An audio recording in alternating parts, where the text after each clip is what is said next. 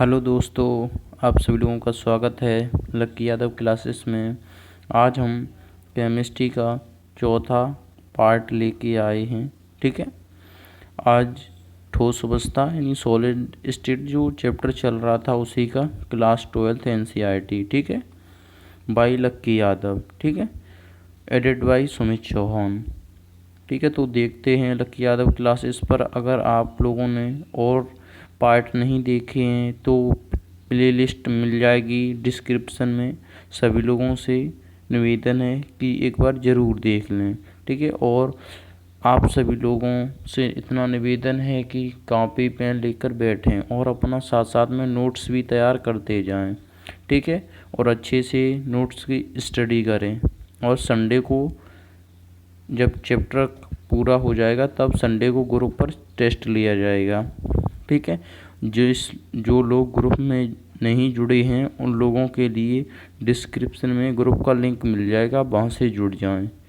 ठीक है, तो आज हम देखते हैं एक विमा में निबड़ संकुलन। ठीक है, ये बताए थे निबड़ संकुलन संरचना चल रही थी। ठीक है, तो निबड़ संकुलन संरचना किसी भी ठोस के कणों को व्यवस्थित करने की 3 विधियां होती हैं। एक विमा में निबड़ संकुलन, द्विविमा में निबड़ संकुलन और त्रिविमा में निबड़ संकुलन। ठीक है, तो आज इन तीनों का डिस्कस करेंगे। ठीक है, तो नंबर 1 डालते हैं एक विमा में निबड़ संकुलन। ठीक है, नंबर 1 हेडिंग डालते हैं एक विमा में निबड़ संकुलन। एक विमा में निबड़ संकुलन किसे कहते हैं? तो देखते हैं, बहुत ही बेसिक टॉपिक है, बस समझना थोड़ा दिमाग से, और कुछ इसमें रटने की आप लोगों को कोई ज़रूरत ही नहीं पड़ेगी। ठीक है, और आप सभी लोग बस नोट्स साथ साथ ही बनाते जाएं, कॉपी पेन लेके बैठा करें और वीडियो थोड़ी रोक रोक के अपने साथ साथ में नोट्स ही बनाते जाएं। और फिर एक बार उसे लर्न कर लो, एक बार, क्योंकि एक बार तो समझ लेते हो, एक बार लर्न कर लो, बहुत अच्छे से याद हो जाएंगी।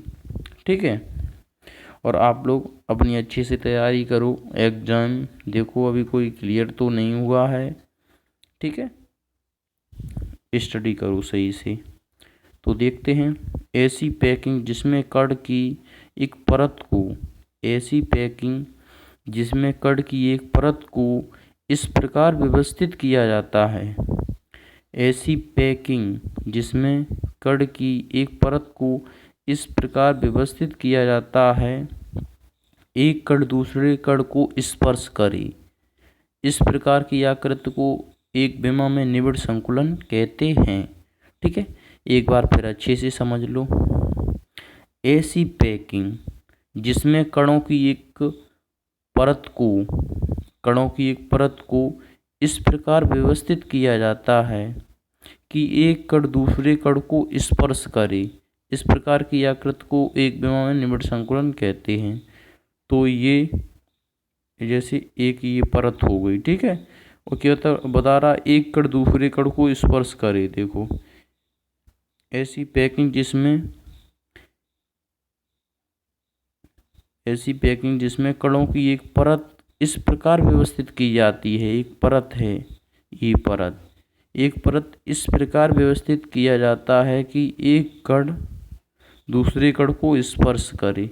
ठीक है, स्पर्श कर रहा है, एक कण दूसरे कण को स्पर्श कर रहा है। ठीक है, तो इस प्रकार की आकृति को हम एक विमा में निबड़ संकुलन कहते हैं। ठीक है, ये बनी हुई है आकृति, और देखो ये देखो छोटे छोटे कण एक दूसरे को स्पर्श कर रहे हैं। ठीक है, अच्छे से समझ लो। इस प्रकार की पैकिंग जिसमें कण एक परत में इस प्रकार व्यवस्थित किए जाते हैं कि एक कण दूसरे कण को स्पर्श करे। इस प्रकार की आकृति को एक विमा में निबड़ संकुलन कहते हैं। ठीक है, आगे देखते हैं द्विविमा। नंबर 2 द्विविमा में निबड़ संकुलन। ठीक है, द्विविमा में निबड़ संकुलन क्या होती है देखते हैं। ठीक है, इसमें यानी द्विविमा में निबड़ संकुलन 2 प्रकार की होती है। ठीक है, द्विविमा में निबड़ संकुलन, या इसमें बात एक ही है, इसमें निबिड़ संकुलन दो प्रकार की होती है, ठीक है। कौन कौन होती है देखते हैं। नंबर ए, ठीक है, क्या है, वर्गाकार निबिड़ संकुलन और षटकोणीय निबिड़ संकुलन, ठीक है। एक विमा में तो एक ही प्रकार से थी, द्विविमा में दो प्रकार से है। कैसे है, वर्गाकार निबिड़ संकुलन और षटकोणीय निबिड़ संकुलन। तो देखते हैं वर्गाकार निबिड़ संकुलन, ठीक है। वर्गाकार निबिड़ संकुलन क्या है, ठीक है, देखते हैं। तो वर्गाकार निबिड़ संकुलन, जब ठोस के कण एक के ऊपर एक इस प्रकार रखे हों कि एक वर्गाकार आकृति बने, ठीक है, वर्गाकार निबिड़ संकुलन कहते हैं। जैसे क्या बोल रहा है, फिर एक बार देख लो।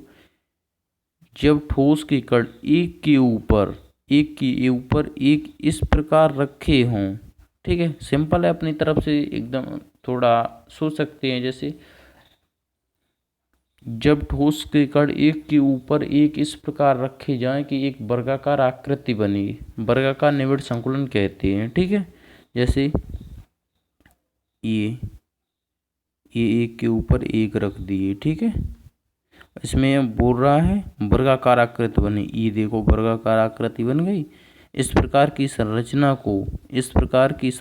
को वर्गाकार निबिड़ संकुलन कहते हैं, ठीक है। ये देखो ये आकृति बनी है, देखो ये ठोस के कण नीचे थे और ऊपर भी रख दिए, एक वर्गाकार आकृति बन गई, ठीक है। तो हम इस प्रकार की, जब ठोस के कण एक के ऊपर एक इस प्रकार रखे हों कि एक वर्गाकार आकृति बने, तो वर्गाकार निबिड़ संकुलन कहलाती है। जब एक के ऊपर एक ठोस के कण इस प्रकार रखे जाएं कि एक वर्गाकार आकृति बने, वर्गाकार निबिड़ संकुलन कहते हैं, ठीक है। अच्छे से आप लोगों के समझ में आया हो, ठीक है। नंबर बी देखते हैं, षटकोणीय निबिड़ संकुलन। षटकोणीय निबिड़ संकुलन किसे कहते हैं, ठीक है। तो देखते हैं, जब ठोस के कणों को एक के ऊपर एक इस प्रकार रखे हों कि जब ठोस की उसमें थी इनकी बात वो उतनी उसमें वर्गाकार आकृति बनती थी, इसमें षटकोणीय आकृति बनेगी, बस इतना ही डिफरेंस है।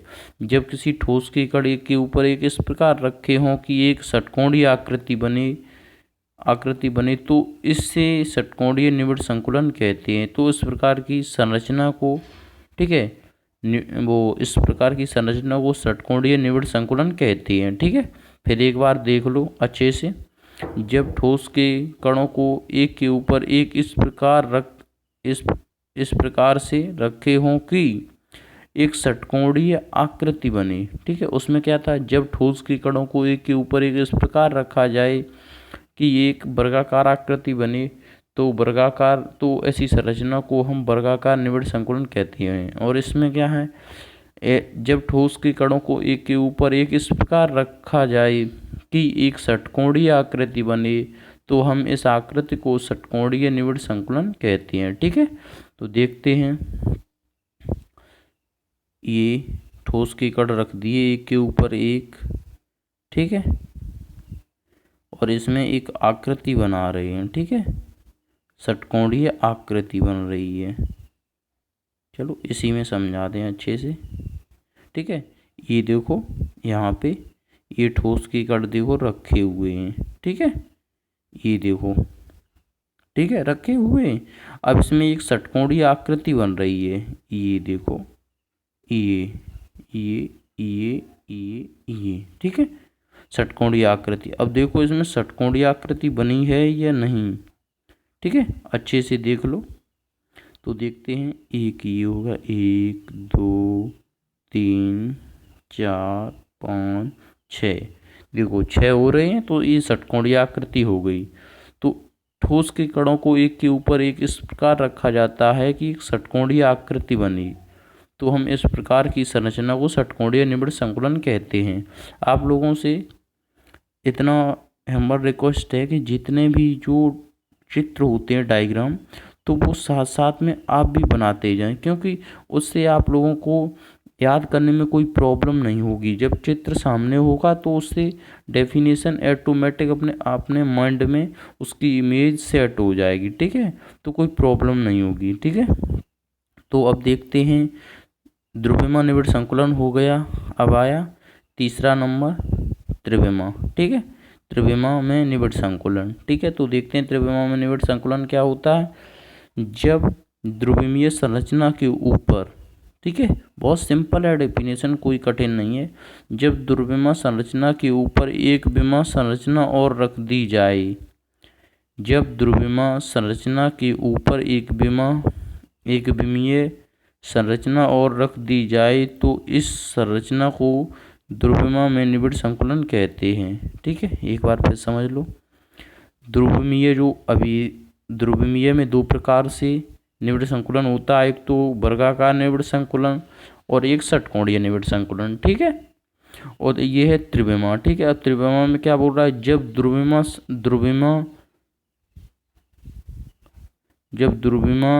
संरचना के ऊपर, जब द्रव्यमान संरचना के ऊपर एक विमीय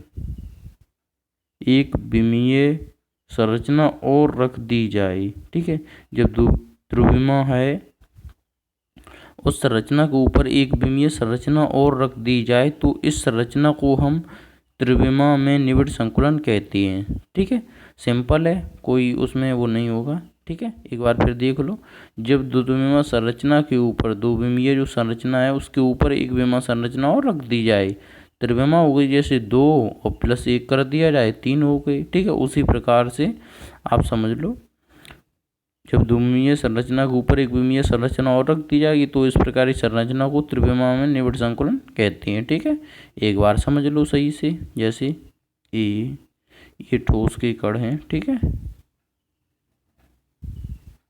ये द्रव्यमान संरचना हो गई। ठीक है, द्रव्यमान संरचना, इसके ऊपर एक विमीय संरचना और रख दी जाए तो इसके ऊपर एक और विमीय संरचना रख दी। ठीक है, तो यही हो गई त्रिविमीय संरचना। ठीक है, ये चित्र बना हुआ है, आप सभी लोग समझ लें अच्छे से। ठीक है, ठीक है दोस्तों, आप लोगों की उम्मीद है आप लोगों की समझ आया हो अच्छे से। अगर कोई डाउट हो तो पूछ सकते हैं, कमेंट करें, मैं आप लोगों को रिप्लाई ज़रूर दूंगा। ठीक है, और जब ये चैप्टर पूरा कंप्लीट हो जाएगा तब ग्रुप पर टेस्ट लिया जाएगा। ठीक है, जो लोग ग्रुप में नहीं जुड़े हैं वह लोग कृपया ग्रुप में जुड़ जाएं, और जैसे ही चैप्टर कंप्लीट हुआ और ग्रुप में आप लोगों को PDF भी मिल जाएगी। ठीक है, और आप लोगों से इतना हम्बल रिक्वेस्ट है कि जब भी वीडियो देखा करो तो कॉपी पेन लेकर बैठा करो, जिससे अपना साथ साथ में अच्छा सा नोट्स बनाते जाएं, जो एग्ज़ाम टाइम में कोई प्रॉब्लम ना क्रिएट हो। ठीक है, और अच्छे से स्टडी करें, एग्ज़ाम का कोई अभी क्लियर नहीं हो रहा है। ठीक है दोस्तों, वीडियो देखने के लिए धन्यवाद।